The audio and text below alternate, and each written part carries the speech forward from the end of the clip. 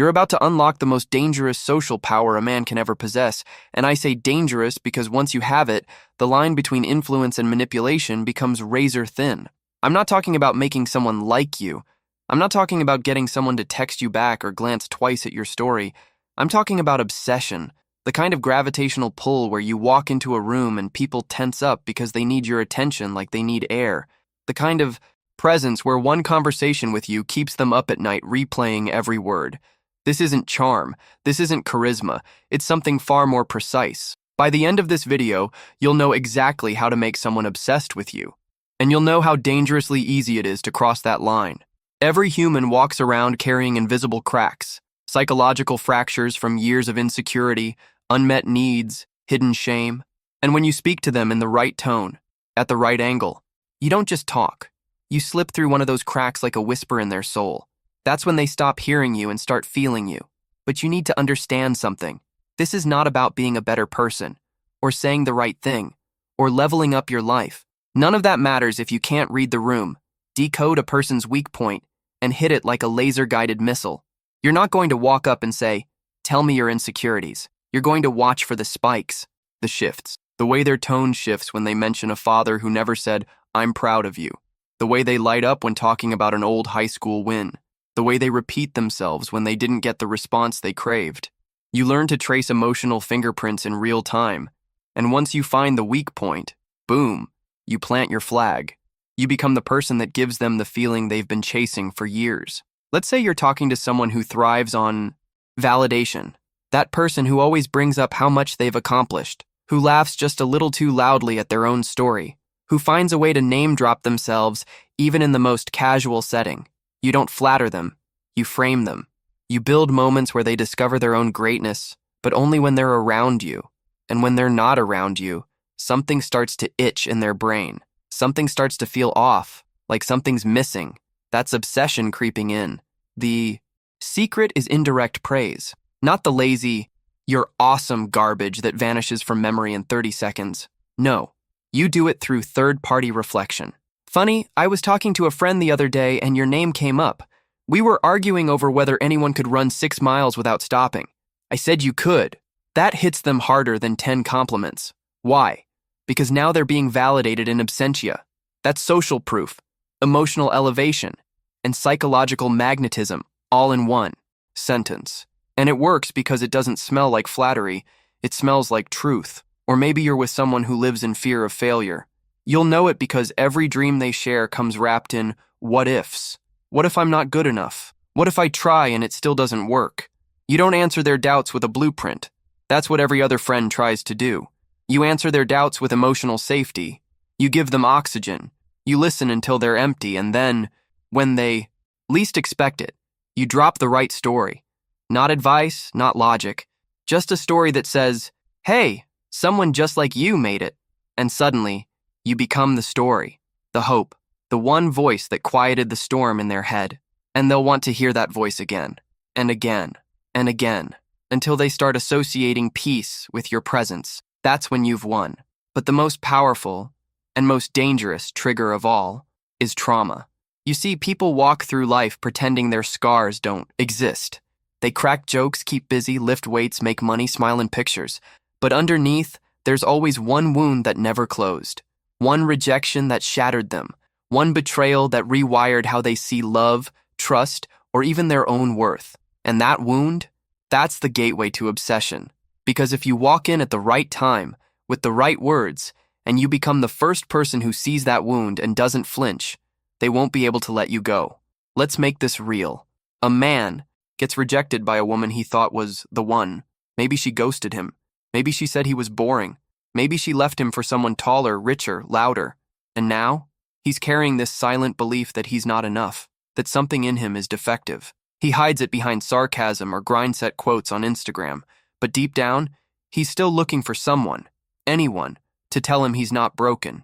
You don't do that by saying, "She was wrong about you." That's weak. That's forgettable. You make him feel it.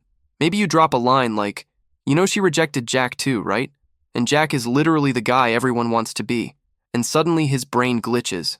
Wait, what? She rejected Jack? Maybe it wasn't me. Maybe she's just chaotic. And just like that, the narrative rewires. Or if he's already dating someone new, you casually drop, "Man, your girl's energy is fire. So different from the last one. The way she looks at you, you can tell she actually respects you."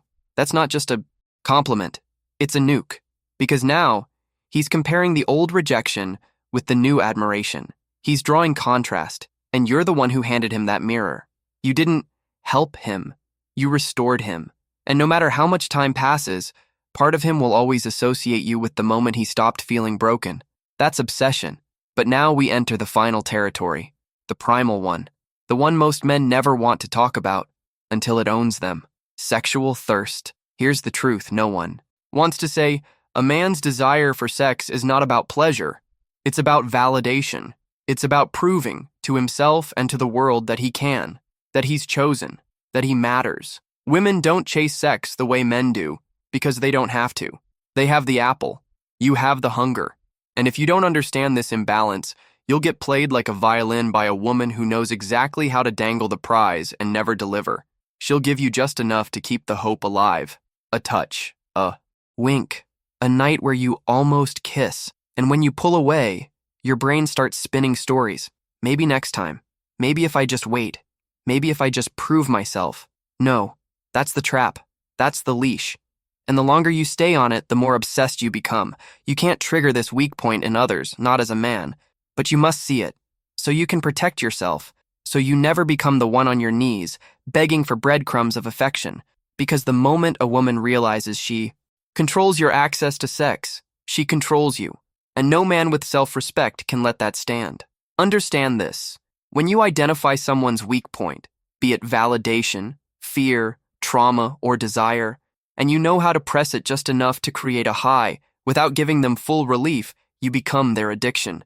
Their nervous system links you to emotional regulation. Their highs happen when they're with you. Their lows happen when you're not. That's obsession. And the best part? They'll never realize it's happening. They'll just find themselves thinking about you when they wake up, feeling restless when you don't text back, watching your stories like it's church. Obsession isn't loud, it's quiet, it's viral. It spreads under the surface until you're their mental wallpaper, and they don't even know how you got there. Now let me drop the final weapon in your arsenal, the one that ties it all together and makes you unforgettable. It's not charm, it's not style, it's not intelligence, it's contrast. You see, the human brain is addicted to contrast. It needs it to feel alive. When you give someone the same emotion, the same energy, the same presence over and over, you become background noise, predictable, flat. But when you shift, when one day you show deep warmth and the next day you pull back just slightly, when you offer praise and then become mysteriously silent, when you become a source of comfort and uncertainty, then you become addictive, because now they don't know what version of you they're going to get. And in that unpredictability, their mind starts chasing resolution. You become a puzzle their brain is desperate to solve. You become tension, and tension is the birthplace of obsession. Think about every person you've ever been obsessed with. It wasn't just because they were kind or beautiful.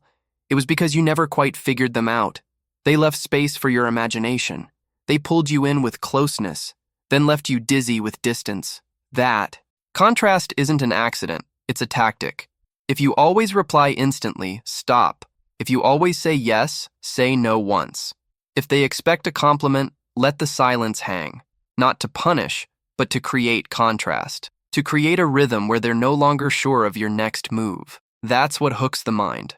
That's what keeps people up at night, reading between every line of your last message like it's scripture. You don't build obsession by being constantly available. You build it by being present enough to awaken a need, and distant enough to keep them craving more. And listen, this is where most guys mess up. They hear this and think, all right, I'll just disappear and she'll want me more. No, that's stupidity disguised as strategy. Disappearing without emotional imprint is just ghosting. It's forgettable. But disappearing after you've hit their weak point, after you've comforted their fear, praised their gift, affirmed their trauma, triggered their pride, now that's different. Because now, they're not just missing your presence. They're missing how they felt around you. And no one else can give them that feeling. Not their friends, not their boyfriend, not even their therapist. Just you. And the deeper they feel that gap, the more they chase the source. You. But let me be brutally honest here. This is a weapon, and like any weapon, it can build or destroy. You can use it to help someone grow, to reflect the best version of themselves, and create a real connection. Or you can use it to break them, to manipulate, to control. And I'm not your conscience. You have to decide what kind of man you are. But whatever you choose, understand this. Once someone links their inner peace to your presence, they will follow you without even knowing why. They'll laugh louder when you're around. They'll overanalyze your silences. They'll twist their own beliefs just to stay close to you. And they'll call it love. But it's not love. It's obsession. And now, you know how to create it.